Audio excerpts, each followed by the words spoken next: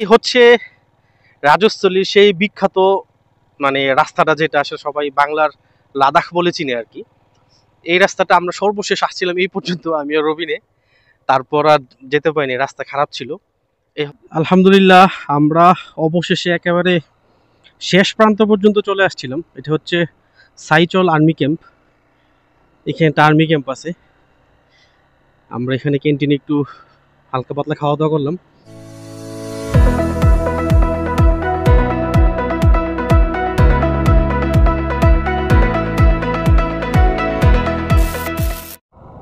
আসসালামু আলাইকুম, শুভ সকাল সবাইকে। দীর্ঘ 2 থেকে 3 মাস পরে ডেলং ট্যুরে বের হচ্ছে আর কি। কারণ লং ট্যুরে মানে এই ডেলং ট্যুরে বের না হওয়ার কারণ হচ্ছে আমার বন্ধুটার জন্য। রবিন বন্ধুটা ফ্যামিলি নিয়ে আসছে, এই জন্য একটু 3-4 মাস আগে মানে ফ্যামিলিকে সময় দিচ্ছে আর কি। যাই হোক, এখন যাচ্ছি বন্ধুটাকে আনতে। বন্ধুর বাসাটা অনেক দূরে আমার বাসা থেকে, সেই আগ্রাবাদ যেতে হবে আমার। আগ্রাবাদ বারেক বিল্ডিং যেতে হবে, ওইখান থেকে নিয়ে তারপর ইনশাল্লাহ আমরা রওনা দেবো আর কি।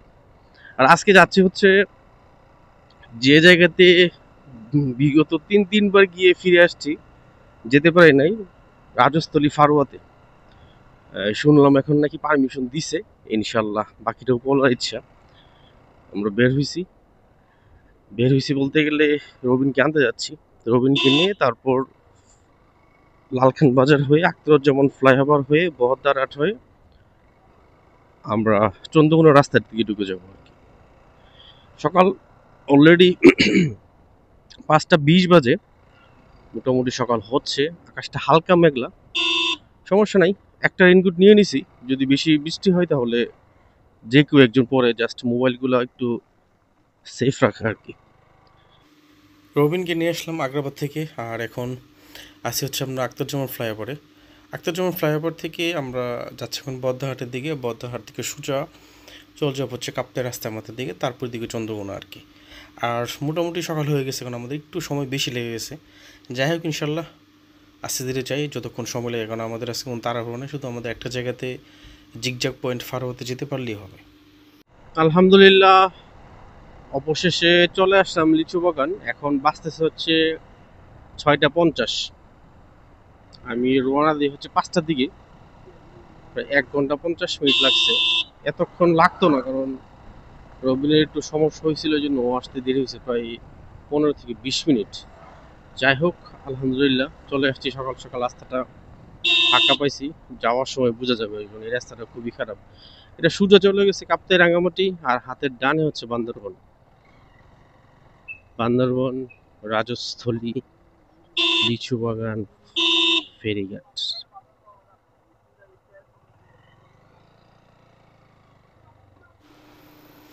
আমরা চন্দ্রকোনা বাজারে নাস্তা করি।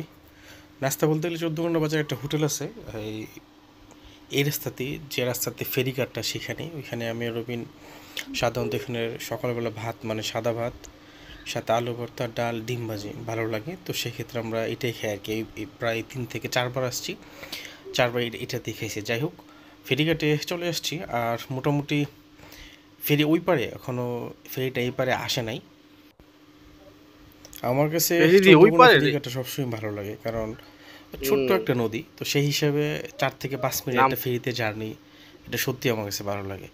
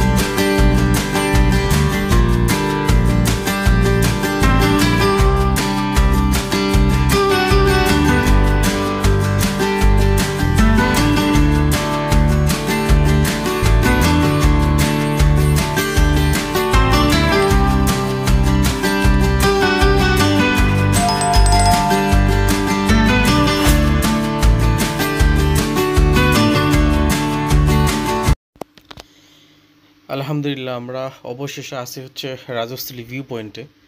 এখানে যে আই লাভ রাজস্থলী লিখে আছে এই জায়গাটাতে। আর এই জায়গাটা রিসেন্টলি কাজ করছি কিছুক্ষণ আগে, যখন আসছিলাম তখন সিঁড়িগুলোতে রং করা ছিল না, লেখাটা একটু ভাঙাচোরা ছিল। যাই হোক, এখন কাজ করছে, ভালোই লাগতেছে। আর মেইন উদ্দেশ্য তো হচ্ছে মূলত আমাদের ফারুয়াতে যাওয়া। ভাইয়া, ফারুয়া পর্যন্ত যাওয়া যায় নাকি? ফারুয়া পর্যন্ত যাওয়া যায়? ফারুয়া আমাদের দিবে, যেতে দিবে? মিটিং এর ছুটিতে আটকাবে না? আচ্ছা, যাই, যে দেখি।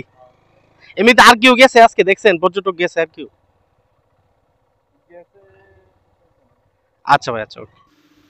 আপনি যখন রাজস্থলী পার হয়ে ফারুয়ার দিকে ঢুকবেন, তখন এই রাস্তাটা সত্যি মানে বাইকারদের জন্য একটা, কি বলবো, মানে অন্যরকম একটা ফিলিংস কাজ করে এই রাস্তাটা। এক তো হচ্ছে রাস্তা নতুন, দ্বিতীয়ত ফিনিশিং এখনও ভালো আছে, আর তৃতীয়ত হচ্ছে রাস্তাটার যে টার্নগুলো আছে, মানে বাঁকগুলো আছে, এগুলো সত্যি খুব অসাধারণ।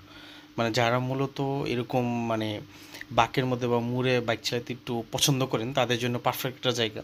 তো সেই হিসেবে অবশ্যই সাবধানতা অবলম্বন করতে হবে, কারণ এখানে অ্যাক্সিডেন্ট হলে তো বুঝেনি ঝামেলাটা খুবই বড় হয়ে যাবে আর কি। যাই হোক, আমরা যাই ইনশাল্লাহ। উনি বলতেছে যে মিতিঙ্গা ছড়িয়ায় আর্মি ক্যাম্পে ধরতে পারে।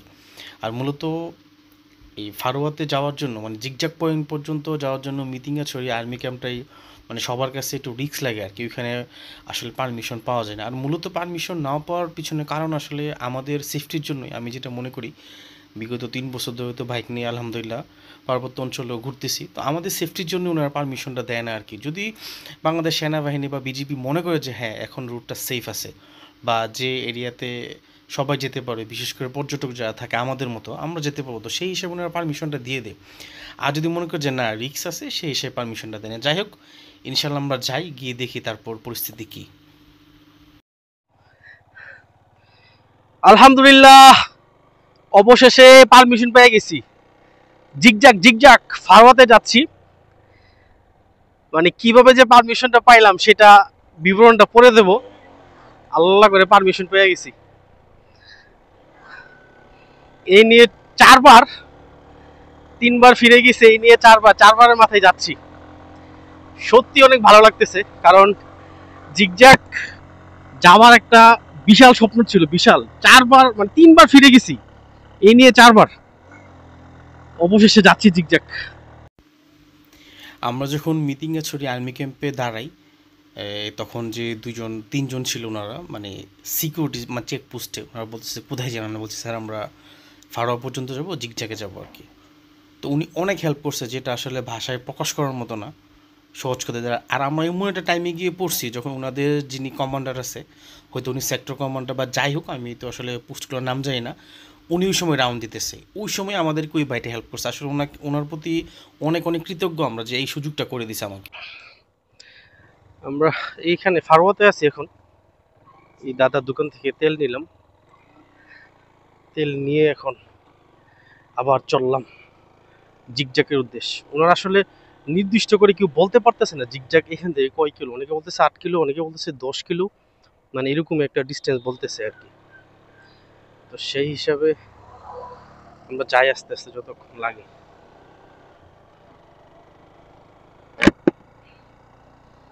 মাঝখানে হালকা একটু বৃষ্টি পড়ছে, কয়েকটা কয়েকটা ফুটা পড়ছে আর কি, ওরকম বৃষ্টি না। ভয় পেয়ে গেছিলাম যে বৃষ্টি যদি আসে স্পিডে তাহলে তো ভিজে যাব। যে কেউ একজন, কোন একটা রেনকোট নিয়ে আসছি এই জন্য আর কি। যাই হোক, আল্লাহ আল্লাহ করে যেতে থাকি আস্তে আস্তে। অনেক সাধনার জিগজাগ।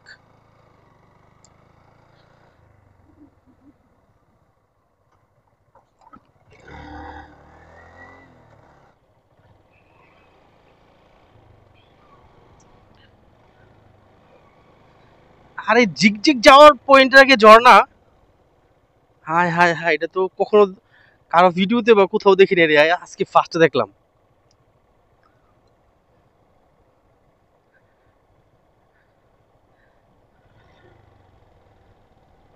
ও, এই যে এই যে এই যে এই যে এই যে হচ্ছে ঝর্ণাটা। ওই কি রে, ওই কি রে,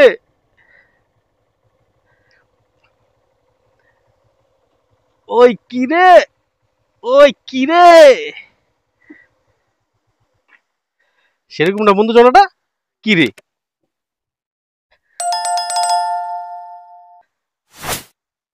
ওহ কতটুকু গভীর আছে? গভীর আছে, হ্যাঁ মোটামুটি গভীর আছে।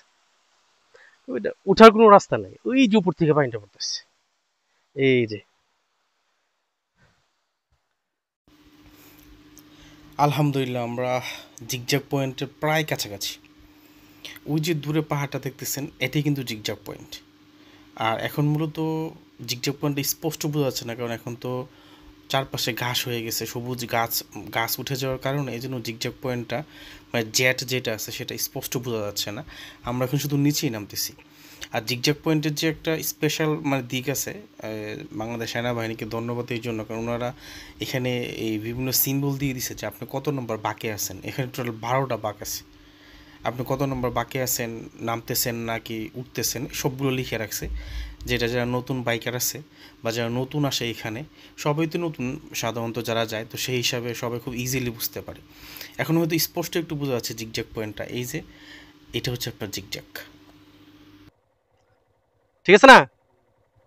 ইয়েস ইয়েস ইয়েস ইয়েস, অবশেষে বন্ধু চলে এলাম বন্ধু। কি বলো বন্ধু, ছবি তুলো না, মোবাইলটা বার করো না। আলহামদুলিল্লাহ, অবশেষে সেই কাঙ্ক্ষিত জিগজ্যাগ পয়েন্টে। এই হচ্ছে জিগজ্যাগ পয়েন্ট, 050921। অবশেষে এই হচ্ছে সেই জিগজ্যাগ পয়েন্ট, কাঙ্ক্ষিত সেই 0921, কাঙ্ক্ষিত সেই জিগজ্যাগ পয়েন্ট। আলহামদুলিল্লাহ, কতবার যে ফিরে গেলাম এই জায়গা থেকে, এই জায়গাটাতে আসার জন্য অনেকবার ফিরে গেছে এই জায়গাটাতে আসার জন্য, অনেকবার অনেকবার অনেকবার। 3বার ফিরে গেছি, 4বারের মাথায় সফল।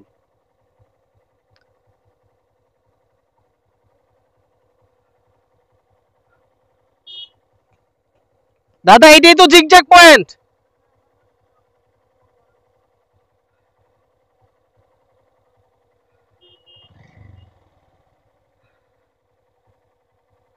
বারোটা মুর আছে মুরবিন, বুঝছো? হ্যাঁ হ্যাঁ, বামে মোড়, বামে মোড়। আচ্ছা একটু যাই, বামে যাই একটু আস্তে আস্তে। মানে 12টা বাঁকের মধ্যে আমরা 5 নম্বর বাঁকে আছি এখন, বুঝছো রবিন? ওই নিচ থেকে কিন্তু নামতেছি আস্তে আস্তে আমরা। মানে জিগজ্যাগ পয়েন্টে টোটাল 12টা মোড় আছে। 12টা মোড় থেকে আমরা এই 4 নম্বর মোড়, পাঁচ নম্বর শেষ করলাম, এটা হচ্ছে 6 নম্বর মোড়। এখন যাবো আমরা ডানে, এটা হচ্ছে 6 নম্বর মোড়।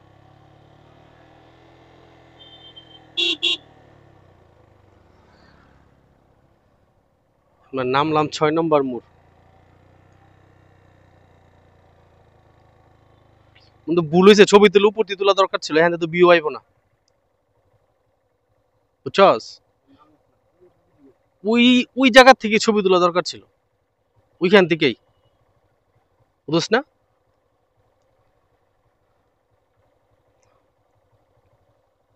দাদা এইটাই তো জিগজ্যাগ পয়েন্ট না? আচ্ছা আচ্ছা, তাহলে কি উপরটা তুমি টান মেরা উপরে? আচ্ছা তাহলে কি যাওয়ার সময় তুলবো ছবি?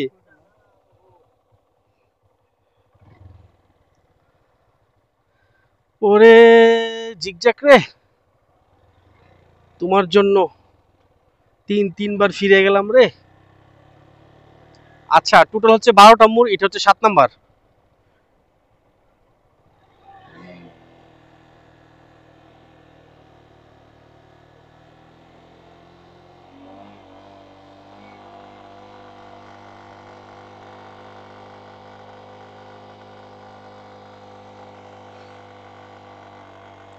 এটা হচ্ছে 8 নাম্বার।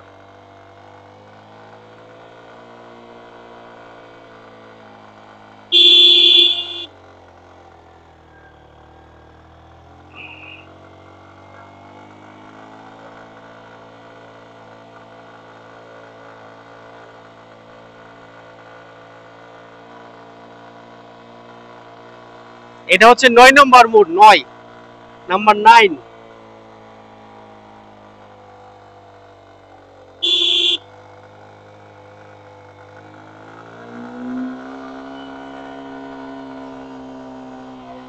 এটা হচ্ছে 10 নাম্বার মোড়।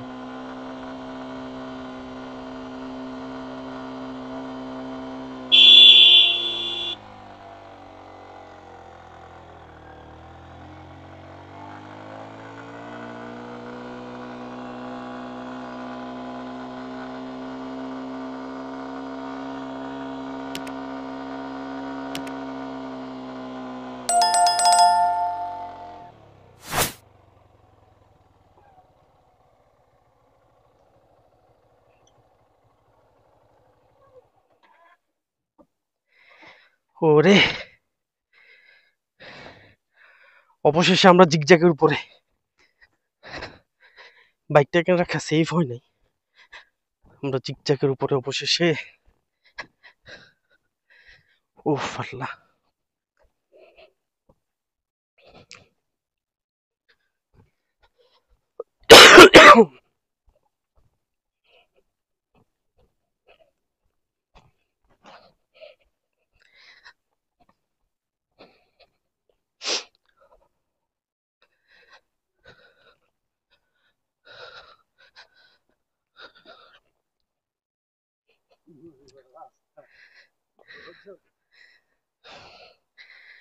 ওইখান থেকে আস্তে আস্তে মোড় নিতে নিতে নিতে নিতে নিতে নিতে এই যে ঘুরতে ঘুরতে ঘুরতে ঘুরতে আমরা এই পাশ দিয়ে আসছি। ওরে জিগজ্যাগ রে, জিগজ্যাগ পয়েন্ট। অবশ্যই এটা একটা সময় না, হয়তো আগামী 1-2 বছর পরে বাংলাদেশের একটা পরিচিতি এবং জনপ্রিয় পর্যটক কেন্দ্র হবে, যদি সরকার ওরকম অনুমতি দিয়ে থাকে বা সিকিউরিটি থাকে ওইরকম পারপাসে, সেই হিসাবে হবে আর কি। বন্ধু, এই ভিউটা আসবো নি, এই ভিউটা। আমরা এখন আছি হচ্ছে জিগজ্যাগের উপরে, মানে জিগজ্যাগ জেটের উপরে আছি আমরা। এর উপরে হচ্ছে ওই যে ওইদিকে বাইক রাখছি, আমরা উপরে আছি। এটা হচ্ছে নিচের যে দৃশ্যটা দেখা যাচ্ছে কি, রাস্তাটা নিচে দেখা যাচ্ছে। এই হচ্ছে আমার রবিন বন্ধুটারে 3 মাস পরে বাসা থেকে বের করে এই জায়গাটাতে নিয়ে আসছি। বন্ধু, তোমার কেমন লাগতেছে বলো? ভালো লাগতেছে। 3 মাস পরে বন্ধুটা বের হয়েছে অনেক কষ্ট করে। সময় ছিল 3 মাস। ভালোই লাগতেছে না? আচ্ছা ঠিক আছে, যাক।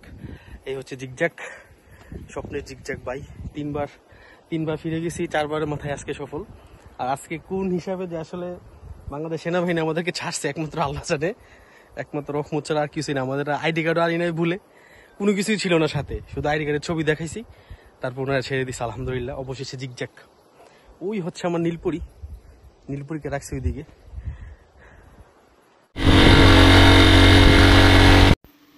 বাইরে ভাই যদি নীলপুরি কথা বলতে পারতো তাহলে বলতো যে ভাই অনুরোধ, আপনি আমাকে এই রাস্তা দিয়ে রাইন নেন না, বিশেষ করে পাহাড়ি রাস্তা দিয়া আপনি আমাকে নিয়েন না, আমি পুরোপুরি শেষ, আমি খতম হয়ে যেতেছি, মানে এই একটা পরিস্থিতি। এটা হচ্ছে সর্বশেষ 12 নম্বর বাস, সামনে খাড়া পাহাড়।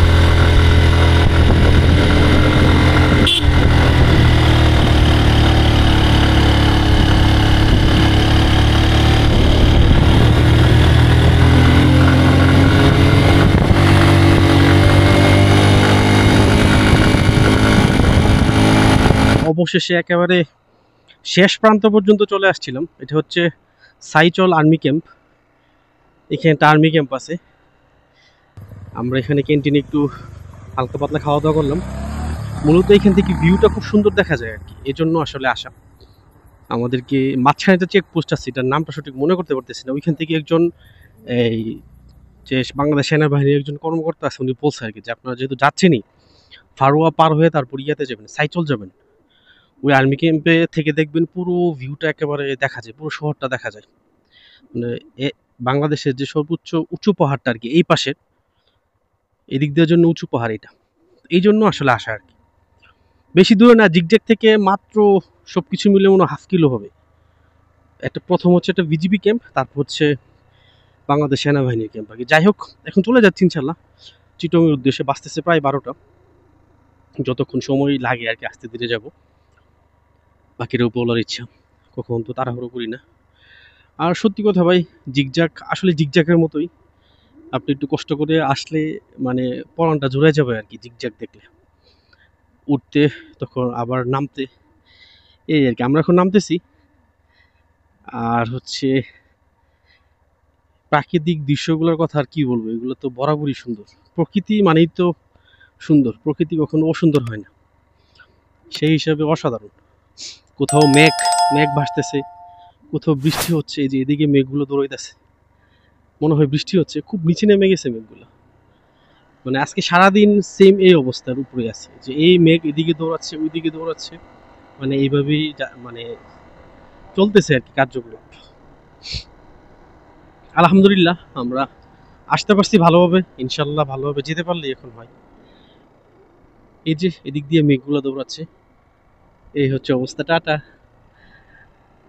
সত্যি অসাধারণ, আসলে ভাষায় প্রকাশ করার মতো না।